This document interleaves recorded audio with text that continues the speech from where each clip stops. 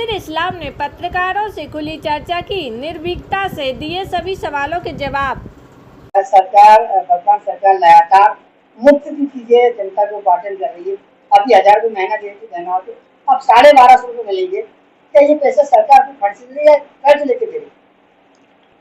देखिए, भारतीय जनता पार्टी की सरकार प्रदेश के अंदर, शिवराज सिंह कंस मामा की सरकार प्रदेश के अंदर, ये बात मैं आपको बता दूं कि हमेशा जनता से लुभाने वादे करके, जनता को गुमराह करके, बहनों को ठग के, माताओं को ठग के, इस प्रदेश के प्रति एक व्यक्ति को अगर ठगने वाला कोई व्यक्ति है तो मात्र शिवराज सिंह चौहान जी है।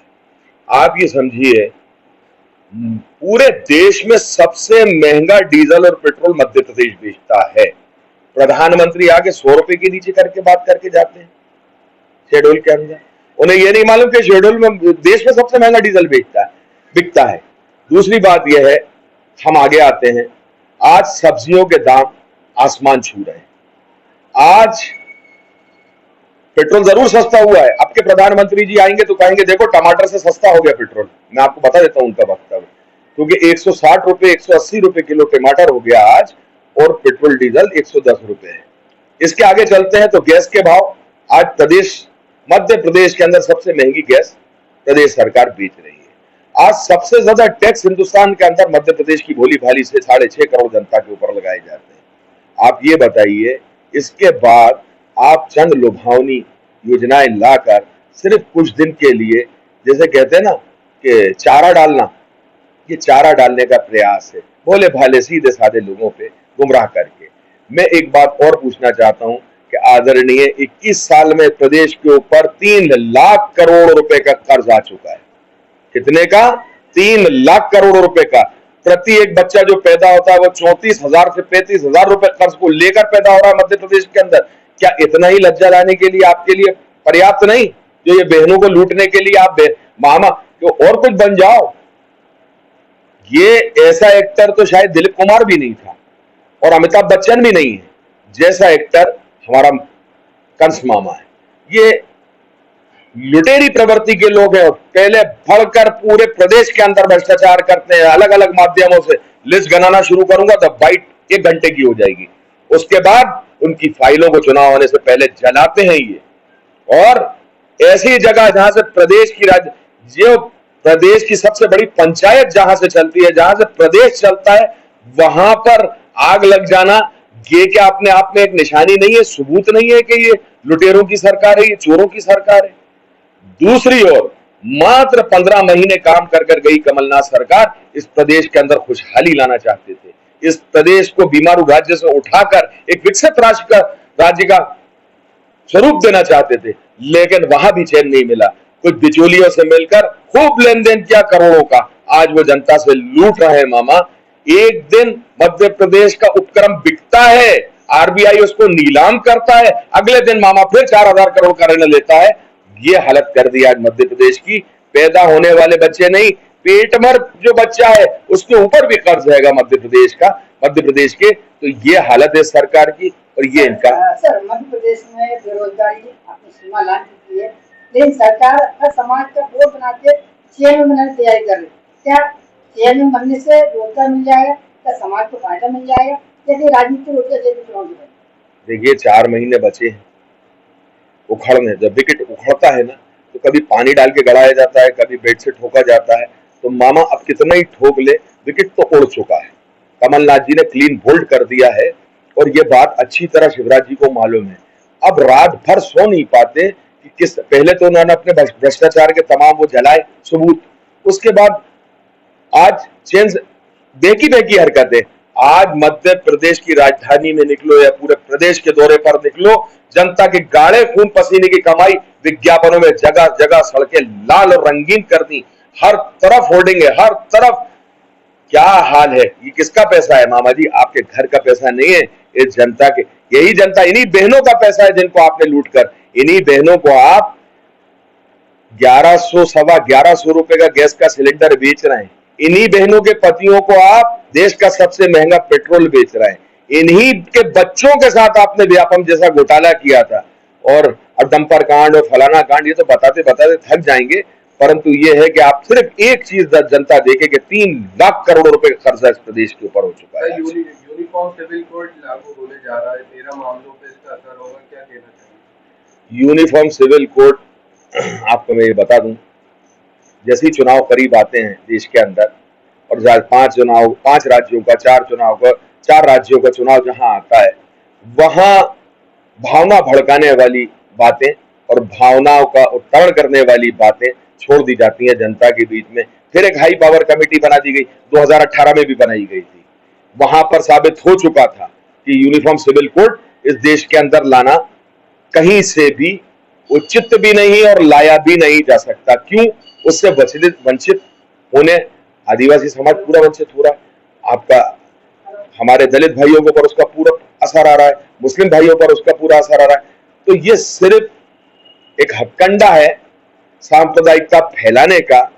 इसका नतीजा मणिपुर के अंदर पूरा देश देख रहा है, किस प्रकार से चुनावी फायदा उठाने के लिए मणिपुर को जलवा दिया गया, आज तक जल रहा है। 2 कम्युनिटीज वहां पे लड़ रही हैं, किस तरह से खून खच्चर हो रहा है। प्रधानमंत्री को इतनी भी फिक्र नहीं कि 2 लाइन का एक मैसेज उनके लिए देते, शांति बनाने की अपील कर लेते।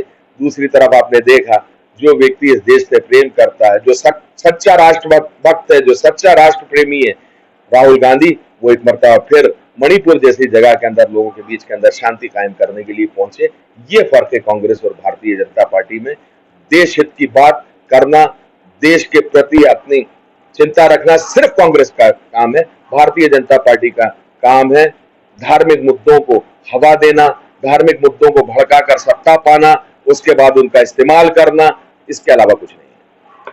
पिछले चुनाव के अंतर्गत कांग्रेस को जिताया था मध्य प्रदेश के लोगों ने, मगर कुछ लोगों के चलते, दिखने के चलते वापिस भाजपा की सरकार आई। इस वजह से जनता में भी काफी आक्रोश है। क्या इस बार कांग्रेस पार्टी कुछ सही कैंडिडेट खड़ा करेगी?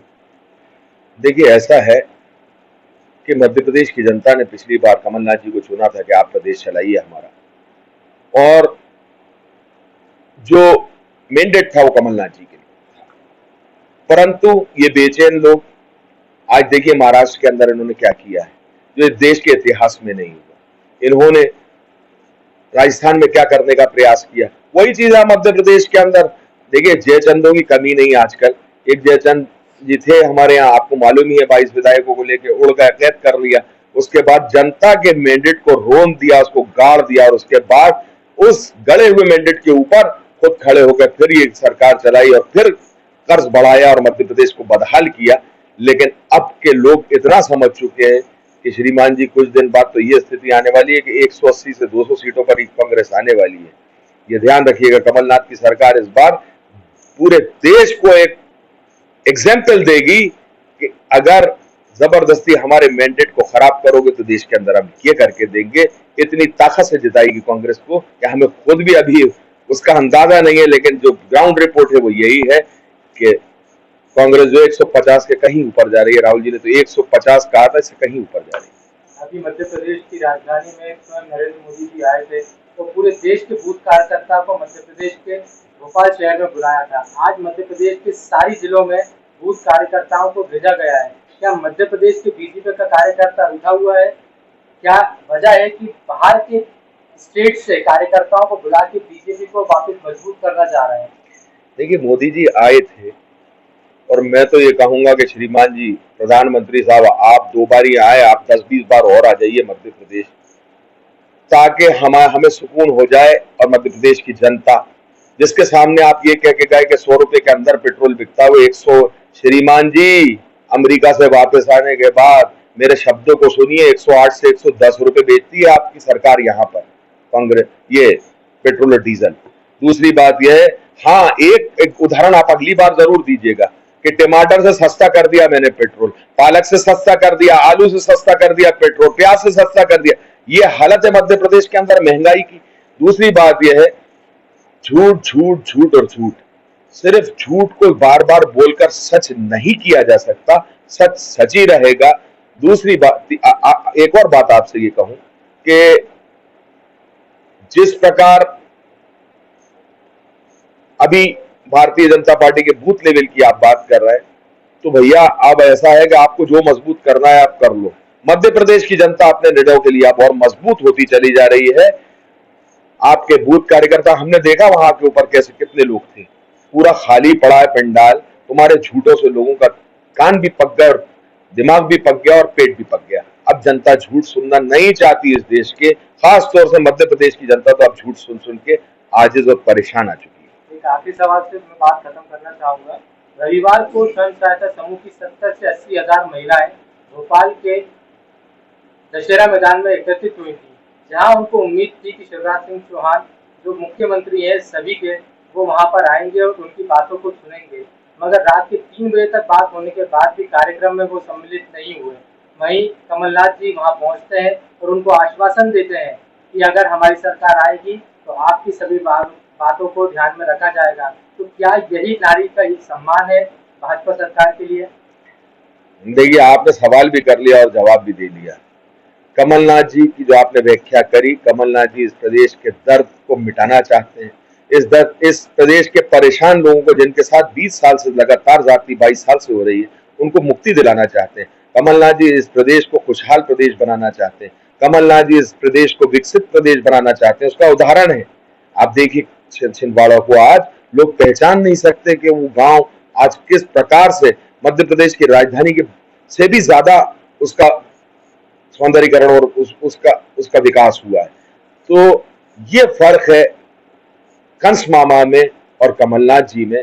इसीलिए, और महिला रही महिलाओं के सम्मान की बात, तो श्रीमान जी मैं आपको एक बात और बता दूं, ये मेरे आंकड़े नहीं, ये देश की एजेंसियों के आंकड़े हैं कि महिलाओं के खिलाफ सबसे ज्यादा अपराध के अंदर आज मध्य प्रदेश प्रथम स्थान के ऊपर खड़ा है। महिला मध्य प्रदेश की सबसे महंगी गैस की टंकी खरीदती है। महिला का हस्बैंड सबसे महंगा पेट्रोल खरीदता है। आज महिलाओं से आपने सब्जियां और तरकारी के क्या भाव हो गए, आप महिला के मुंह से पूछिए तो शिवराज जी किस मुंह से जाते बीच में। अब कहीं वहीं से कोई पूरे में नारे लगने लगते, कंस मामा वापस जाओ, तो फिर क्या होता। ये सारी चीजें वो समझते थे कि ऐसा होना है, इसलिए वो नहीं पहुंचे। और अब कहीं भी वो बल्क या समूह के सामने खड़े होने की स्थिति में नहीं है, और उनको खुद मालूम है कि वो जाने वाले हैं। ये बात उन्हें आपने पिछली बार देख ली, जब वल्लभ भवन की फाइलों के अंदर आग लगाई गई, जब अपने पूरे भ्रष्टाचारों को जलाने का और सबूतों को जलाने का काम किया गया, ये सारी प्रमाणित हो चुकी है। अभी आपने बात करी, उसी मुद्दे पर मैं एक सवाल करना चाहूंगा कि मॉब लिंचिंग को लेके अभी गृह मंत्री जी का लल्लन टॉप के ऊपर एक इंटरव्यू हुआ था, जिसपे वो अपने बातों से बचते हुए नजर आए। तो मॉब लिंचिंग की क्या व्याख्या होनी चाहिए और क्या होना चाहिए, क्योंकि जब एक जाति धर्म विशेष के नारे लगते हैं और हत्या होती है तो उसे धार्मिक भावनाओं से जोड़ दिया जाता है। वहीं ये कांड दूसरी तरफ होता है तो वो उसे मॉब लिंचिंग का नाम देके धारा लगती है और मकान गिरा दिए जाते हैं और बाबा का बुलडोजर चलता है। बाबा का नहीं, मामा का। तो मैं ये बता दूं, बाबा का उत्तर प्रदेश में देखिए ये है, ये सांप्रदायिकता फैलाने के, घृणा फैलाने के, समाज को तोड़ने के, समाज के अलग अलग वर्गों को विभाजित करने के और अपने आप को कुर्सी पर बनाए रखने के तरीके हैं। सिर्फ इनको कोई मतलब नहीं है किसी चीज से। मैं प्रमाण देता हूं इस बात का। उज्जैन महाकाल, जहां के ऊपर ऋषियों की मूर्तियां किस तरह से गिरी और किस तरह से खंडित हुई है, ये किसी और ने नहीं कराया था, ये इसी कंस मामा ने कराया था भ्रष्टाचार के पीछे। ये धर्म की क्या बात करेंगे, ये धर्म के आईने से क्या देखना चाहते हैं, सिर्फ विभाजित करके, लोगों के दिलों के अंदर नफरत पैदा करके, दो लोगों को एक दूसरे से बांट कर अपने वोट और अपना, बस ये है इनका सोचना। रही अभी आपने उनकी बात करी होम मिनिस्टर साहब की, तो होम मिनिस्टर साहब की बात कभी ऐसा हो तो आमने सामने किसी चैनल पे हो जाएगी। कुछ जानकारियां मैं भी रखता हूं उनके संबंध में। अभी तो फिलहाल ये है कि वो अपनी सीट से ही हार रहे हैं। अभी अपनी सीट बचा लो, ज्यादा बड़ी बड़ी बातें मत करो, मुख्यमंत्री नहीं बन पाओगे, इस काबिलियत के नहीं हो आप इस प्रदेश के अंदर। और अब जो सरकार आने वाली है कमलनाथ की, ये सरकार 10 से 15 साल इस प्रदेश के अंदर, जब तक ये प्रदेश विकसित और खूबसूरत नहीं हो जाएगा, जब तक ये प्रदेश एक विकासशील प्रदेश नहीं बन जाएगा, जब तक यहाँ मध्य प्रदेश के लोग इसी सरकार को रखना पसंद करते हैं और करेंगे। एक उम्मीद कर सकते हैं अगर कांग्रेस की सरकार आती है तो क्या 20 साल में जो घोटाले और जो काम हुए हैं भाजपा सरकार में, जो दंडनीय और दयनीय है जनता के विरोध में, क्या उनके राज खुलेंगे, क्या उन पर कार्रवाई होगी? 101% होगी। कमलनाथ जी की एक आपको व्याख्या बता दूं, जो कहते हैं वो करते हैं। और राजा साहब दिग्विजय सिंह जी ने ये बात कही है कि 100 फुट नीचे भी अगर दबा होगा ना भ्रष्टाचार, तो वो भी घसीट कर लाने की क्षमता है कमलनाथ जी में। 42 साल का एक्सपीरियंस है उनको, जितनी हमारी उम्र है उतना उनको राजनीतिक उनका एक्सपीरियंस है। तो ये से बेफिक्र रहिए, इस प्रदेश के गाढ़े खून पसीने की कमाई को जिन लोगों ने लूटा है, जो लोग साइकिल पर चला करते थे और आज अपनी संपत्तियां अपने शपथ पत्रों में करोड़ों और अरबों की दिखाने लगे हैं, वो कौन लोग हैं? प्रदेश की जनता का खून पीने के बाद मुस्लिम, हिंदू, सिख, ईसाई यही करते फिरते और इससे विभाजित करके फिर से बैठना चाहते हैं। नथिंग। अरे बैठना है तो विकास के नाम पर आओ, बात करो। क्या विकास किया है आपने?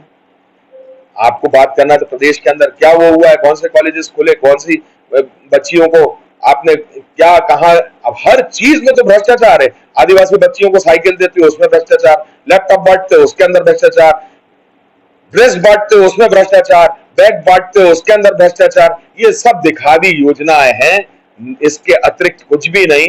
प्रदेश आज 3 लाख करोड़ के कर्जे में आ चुका है और ये 3 लाख करोड़ निश्चित रूप से इसी सरकार ने खाकर डकार नहीं ली है, तो निश्चित ये तो बाहर निकलेंगे।